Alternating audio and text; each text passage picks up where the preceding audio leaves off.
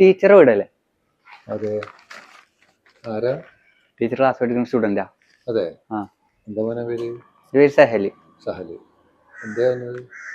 Teacher എന്ന് വിളിക്കും. അതെ. മഞ്ജു, മഞ്ജുവോ? ഇതേ ഒരു കുട്ടി കാണാൻ വന്നിരിക്കുന്നു. ടീച്ചറെ സഹലേ, എന്താടോ ഫോൺ? ആ അച്ഛാ, ഒരു 13 വയസ്സായിട്ടുള്ളൂ. എന്റെ ക്ലാസ്സിലെ സ്റ്റുഡന്റാ. പഠിക്കാനൊക്കെ ഇച്ചിരി ബാക്കിലാണെങ്കിലും ആൾക്ക് വേറെ കുറച്ച് കഴിവുകളൊക്കെ ഉണ്ട്. ഫോൺ എടുത്തിട്ട് ക്ലാസ്സിൽ വരിക, ക്ലാസ്സിലിരുന്ന് പെൺകുട്ടികളുടെ ഫോട്ടോ എടുക്കുക. പിന്നെ സഹലേ അല്ലേ? അങ്ങനൊന്നുമില്ല. ആ ആള് കവി അച്ഛാ. അതെ. പ്രേമലേഖനം എഴുതുന്ന കവി. അത് കവിതാ രൂപത്തിലാ എഴുതുക. ഇതിന് അച്ഛനും അമ്മയൊന്നും വീട്ടിലില്ലേ? ഇല്ല, അവര് പുറത്തു പോയിക്കാ. അതാണ് ഇവന്റെ പ്രശ്നം. അവർ രണ്ടുപേരും പുറത്താ, ഗൾഫിലാ. ആ ഇപ്പൊ വീട്ടിലുള്ളത് ഉപ്പയും മമ്മിയാണല്ലേ. അവരോട് കാര്യമായിട്ടൊന്നും പറയൂല, ഒന്നും ചെയ്യൂല. രാവിലെ ഇങ്ങോട്ട് ഒരു യൂണിഫോം ഇടാണ്ട് അല്ലെങ്കിൽ ഒരു യൂണിഫോമിന്റെ ഷർട്ട് മാത്രം ഇട്ടിട്ട് വരും, ആർക്കോ വേണ്ടിട്ട്. എന്നിട്ട് ഇരുന്ന ആലോചന ക്ലാസ്സില്. പഠിക്കാൻ പിന്നെ നല്ല നല്ല മുട്ടകളാ അവർക്ക് കിട്ടാറ്. ഞാൻ നല്ല രസമായിട്ട് എഴുതി കൊടുക്കും. ഫോൺ കൊണ്ടുവരാന് കഷ്ടം. എവിടെ വീട്? ഇവിടെ അടുത്ത് തന്നെ. അതെ. ഫോണ് അച്ഛൻ വാങ്ങി തന്നതാ? ആ. ഫോണൊക്കെ വലിയ ഫോണാ, പക്ഷെ ഇതുകൊണ്ട് പെൺകുട്ടികൾക്ക് വീഡിയോ കോളോ ഓഡിയോ കോളോ ഒക്കെ ചെയ്യലാ അവന്റെ പ്രധാന പരിപാടി. അതൊക്കെ ഉണ്ടോ? അങ്ങനൊന്നുമില്ല. എന്തെങ്കിലും ഡൗട്ട് ഒക്കെ ഉണ്ടെങ്കിൽ ഫ്രണ്ട്സുകൾക്ക്. മതി മതി മതി മതി, ശരി ടീച്ചറെ. അതുപോലെ ഈ പ്രായത്തിലുള്ള കുട്ടികളോടെ അത് ഇങ്ങനെ പറഞ്ഞിട്ട് കാര്യമില്ല. അച്ഛനും കുറെ കാലം മാഷായിരുന്നല്ലോ. ഇതിനോടൊന്നും ഒന്നും പറഞ്ഞിട്ട് കാര്യമില്ല അച്ഛാ. അല്ലെങ്കിൽ ഈ ഫോണിന്റെ കേസിൽ കുട്ടികൾക്ക് അറിയാത്ത ഒരുപാട് കാര്യം ഈ ഫോണിൽ അടങ്ങിയിരിക്കുന്ന ചതികളുണ്ട്, ചതിക്കുഴികളുണ്ട്. അതെന്താന്ന് ഇവർക്ക് അറിയില്ല. അത് അവരെ ബോധ്യപ്പെടുത്തിയാൽ മതി. അപ്പൊ അവർക്ക് ചെറിയൊരു പേടിയുണ്ടായിരുന്നു. ഒരു ഉദാഹരണം പറയാം. വെച്ചാൽ ഞാൻ പഠിപ്പിക്കുന്ന കാലത്ത് എനിക്ക് ഒരു അനുഭവം, ഞാൻ കുട്ടികളോട് പറഞ്ഞു കൊടുത്തൊരു അനുഭവം ഞാൻ നിന്നോട് പറഞ്ഞുതരാം. കുട്ടികളെ വിചാരം ചാറ്റ് ചെയ്താല് അത് ഡിലീറ്റ് ചെയ്ത് കഴിഞ്ഞാൽ പിന്നെ ആരും കാണില്ല എന്നുള്ളത് അല്ലേ?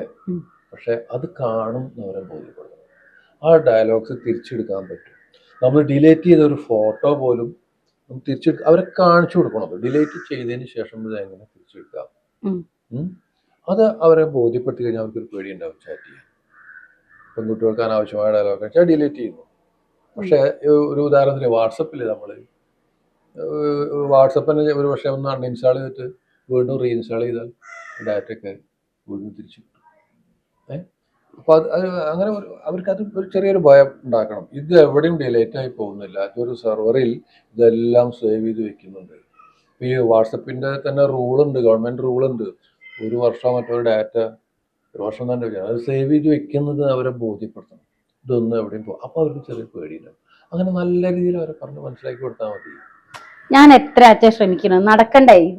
ഇങ്ങനത്തെ കുറെ എണ്ണുണ്ട് ശാസ്ത്രത്തുക്കളെ ഉള്ളില്. പിന്നെ ഞാൻ വേറെ രസകരമായ ഒരു കാര്യം പറയട്ടെ. എന്നോട് ഇതേപോലെ കുറച്ച് കുട്ടികൾ ഈ ഫോൺ ഉപയോഗിക്കുന്ന കുട്ടികൾ. അപ്പോൾ അവർക്ക് ഞാൻ ഇതിനെക്കുറിച്ചൊരു ക്ലാസ് എടുക്കണമായിരിക്കും, കമ്പ്യൂട്ടറിനെ കുറിച്ചും അതിനുള്ള. അപ്പോൾ ഈ ഫോണുമായി ബന്ധപ്പെട്ട ക്ലാസ് എടുക്കുമ്പോൾ അവരെ ഒരു കാര്യം ഞാൻ ബോധ്യപ്പെടുത്തി. എല്ലാവർക്കും വാട്സപ്പ് ഉപയോഗിക്കുന്ന എല്ലാവർക്കും ഇതുണ്ടായിരിക്കും, മെയിൽ ഐ ഡി ഉണ്ടായിരിക്കും.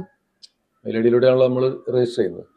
ഒരാളുടെ മെയിൽ ഐ ഡി തരാൻ പറഞ്ഞു. അപ്പോൾ ആരും തരുന്നില്ല. എന്തിനാണ് അവൻ്റെ മെയിൽ എന്തിനുണ്ടായിരിക്കും? അവസാനം ഒരു കുട്ടി എനിക്ക് മെയിൽ ഐ ഡി തന്നു, വരാൻ കുട്ടി. അവന് പ്രശ്നമില്ല എന്നിട്ട് മെയിൽ ഐ ഡി തന്നു. ആ മെയിൽ ഐ ഡി ഉപയോഗിച്ചിട്ട് ഞാൻ ഫോണിൽ ലോഗിൻ ചെയ്തിട്ട്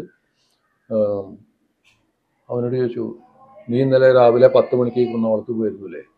കുട്ടികള് ടൈം ലൈൻ എന്നുള്ളൊരു ഓപ്ഷൻ ഉണ്ടായില്ലേ, അത് എടുത്തു കഴിഞ്ഞാൽ ഏത് ഡേറ്റ് കൊടുത്തു അവൻ എവിടെയൊക്കെ പോയി എന്നുള്ള നമുക്ക് അതിൽ കൃത്യമായി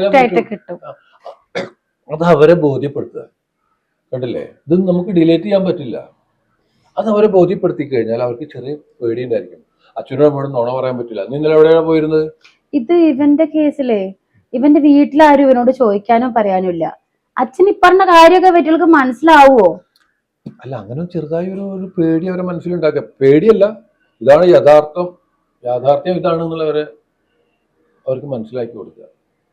ഈ വെബ് എന്ന് പറയുന്നത് ശരിക്കും ഒരു വല തന്നെയാണ്. ആകെ ഒരു വല എന്ന് പറയുന്നത് എട്ടുകാലി വല പോലെ.